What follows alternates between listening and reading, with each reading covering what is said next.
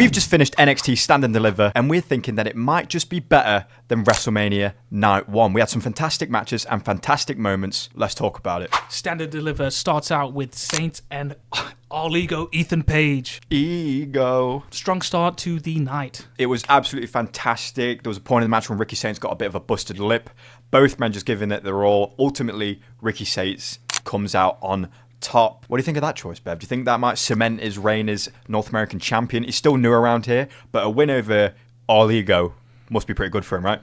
I mean, it might fill your ego up being someone like Ethan Paige. Yeah, right choice. He just won the belt. Why take it off him? Yes. The next match coming up might be one of the best matches of this WrestleMania weekend. It was Fraium versus Hank and Tank. We see Hank and Tank every week. You know, they're kind of goofballs, but they've just gone through an excellent gauntlet match, and now they get this title opportunity. Did you believe they could do it? No. It's Fraium. But the story was there. They went through the gauntlet, so it's like they deserve to be here. They're here for a reason. But Fraium's Fraium, bro. I didn't think they were going to beat Fraium. No. Hank and Tank? I know. Please, no. And my God, what a fucking match it was fantastic. dude. Everything about this match. 5 stars. Classic. Definitely one of the best tag matches I've seen. Fraium, they always deliver, don't they? But we mustn't forget about Hank and Tank, who also put in a 5-star showing. There was a part in this match when Hank dove out of the ring, Fraium got out of the way, and he was slumped. He had a really bad landing on the announce table, and he was just completely out, and it left Tank at the mercy of Fraium, who hit the finishing move on them, and Tank kicks out. With the help of Hank, he comes to, and there were just so many false finishes here. It was an absolute nail biter, and ultimately they get it done. They managed to separate the team. They hit their finishing move on Nathan Frazier. 1, 2, 3. This is fascinating because obviously this is the big payoff to the NXT. You know, the past year of storytelling, and moving forward now, Fraium don't have the tag team championships anymore, and they've been dropping seeds. They've been arguing, bickering, these two. Do you think anything's going to happen there between Fraium? Yeah. I think that was one of the main reasons why they lost this match, because the green link isn't quite green anymore. No, it's turning amber, isn't it? And it's a bit of a shame because, I mean, if they're going to stay down in NXT for another year, they can fall out. They can have a little series between themselves, reunite, go to main roster, because I want them as a tag team on the main roster so bad. And we've spoken about this before on our NXT Call-Ups video. Raw needs a tag team like Fraium, but they lose their championships. I believe their reign was almost at a year this time, or maybe it's a year combined. But it's gone now. Hank and Tank have their NXT Tag Team Championships. We go from that technical masterclass brawl, we go to a barbaric, chaotic ladder match for the NXT North American Women's Championship. Stephanie Vaquer just vacated it, and these women, it's all up to them. One of them will walk away with this championship. What do you think to this match, Bev? Oh, they showed us why the women's division at NXT is the best in the world. It really is.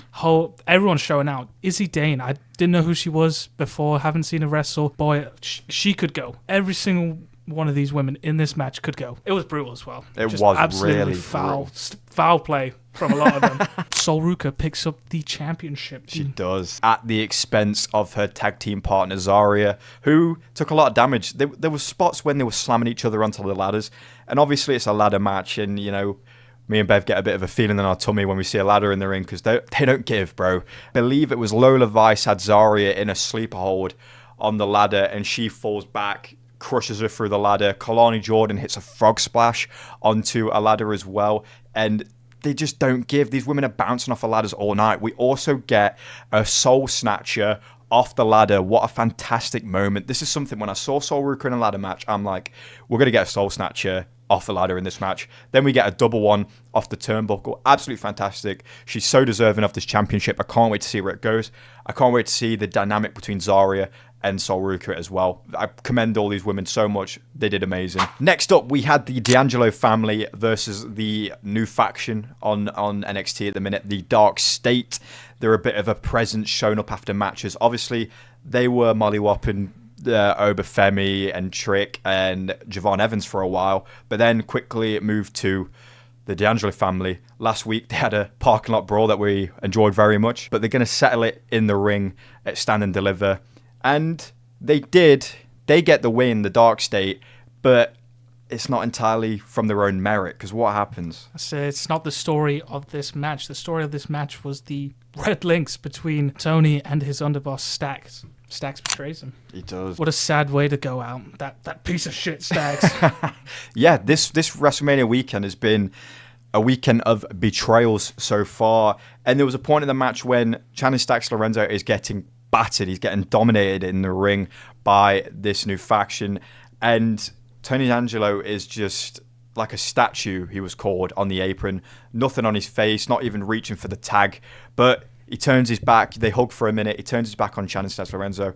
And Stacks low blows him, kicks him right in the balls. He's left to the mercy of the Dark State. They pin Tony DAngelo. And that's another bad betrayal for him. And it's a bad beat for the DAngelo family. But this looks good for the Dark State. Let's see where they go. What do you think to the match, Bev? It was okay match. It Dark really State's was, yeah. so like carbon cutouts of heels, where it's like, who wants to watch these Shield knockoffs? Yeah, it is a bit, isn't it? It's Yeah. just no. It might be the weakest match of the night, but the fact of the turn from Stacks, it made it a lot more interesting. Adriana Rizzo also hits a frog splash from the top turnbuckle, gets so much height on it as well to one of the members of Dark State. Next up, we have a fatal four-way for the NXT Women's Championship. We have Stephanie Vaquer, Julia, Jada Parker, and Jordan Grace. Some real heavy hitters. I'm a fan of all of these women. What about it was so many Tower of Doom spots in this match as well, dude. We had so many of those tonight. But who picks up the win, Bev? Stephanie Vaquer, and boy, did she look good. She had that crowd wrapped around her finger. She They did, loved yeah. everything she did, and she's just probably one of the best technical wrestlers in the company, in WWE. Yeah. Dragging corkscrews. Absolutely fantastic match. Yeah, Jordan Grace looking good. Jada Parker looking good. Had a bit of momentum in the match herself. Julia as well, headbutting the shit out of absolutely everyone. She looked like a maniac out there. Don't know where they'll go next. Obviously, very good defense from Stephanie. Do you think the belt's coming off her anytime soon? Not a chance, dude. No. She is keeping that belt for a while. Yeah. And for good reason. Absolutely, yeah. It's in safe hands with her. We're not going to get a boring match, boring title defense. Don't you worry. No, I do think one day Jordan Grace is coming for it, and I'll be there for it, dude. The lights we've had up until now, it's been a fantastic show. The crowd's so live for it. We move on to the main event, the long-awaited Javon Evans, Obafemi, Trick Williams triple threat for the NXT Championship. And we believe, this is a big show. We thought this championship could be in jeopardy. We were hoping that Javon Evans, the young OG, could bring it home, but he didn't. Obafemi manages to retain, but I'm not even disappointed in the match. I'm not disappointed in the result because the match was so fucking phenomenal, and we love Oba as well.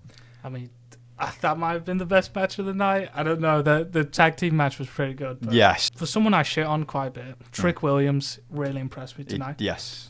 Man, did he look good. He did. He really was look doing good. so. He was showing out. And honestly, if he was a 3-time NXT champion, I wouldn't complain because he looked damn good in there. He did. I'm upset Javon Evans did not win. I know. But he's 20 years old. You give him time. And the ruler. I wouldn't want to fight him. No, me neither, dude. The whole story here is a bit reminiscent of the Io Sky storyline over on Raw. Is the fact that Javon Evans, he's 20, Trick Williams saying he doesn't belong in this match. And you look at the three of them, man, and it's an easy storyline to tell. But Javon Evans, oh my God, there was times when he had it won. He literally had the match won. Against Oba as well. He had Obafemi down, hitting cutters off the top rope as well, off the springboard. He showed that he can belong in the main event, and I'm so excited to see where this goes. And that's how the show ends. Obafemi retains. So I'll ask you, Bev, we had about, 5 matches there, 6 matches? It's weird comparing them, innit? Were you more entertained? Was this better than WrestleMania Night 1? Yeah, 100% that was better than Night 1. Wow. I think so. Because Wow. when I think of Night 1, I thought 3 matches that were good. The main event, El Grande Americano, and LA Knight versus Jake Fatu. Yeah. And we had at least 4 matches. Both the women matches cooked, Yeah. main event cooked, and that tag team match. Oh, it put War Raiders and New Day to shame. It really dude. did, didn't it? Come on, that show was so much better. The crowd was electric. They were on fire. I'm sorry, I have to go with Stand and Deliver. I think you might be onto something then. My only thing Put these two shows in the same arena. Give the NXT fans that arena for a night. And if it had this pomp, like this grandeur that WrestleMania has, it could have been. Maybe I would see it differently. Quality match in ring. Yes, this was better than WrestleMania Night 1. But you know, you had the whole Paul Heyman heel turn, Jacob Fatu and LA Knight, him being crowned United States champion for the first time, the payoff to Naomi and Jade Cargill. I feel like, you know, I've got a lot more investment in the WrestleMania, but, you know, this was fantastic. And I think quality-wise, it just might get the edge on WrestleMania Night 1. But can WrestleMania and the main roster talent, can they make up for it on Night 2? We'll find out. And we're most certainly excited to give you more NXT content. Thank you very much for watching. NoPop. NoPop.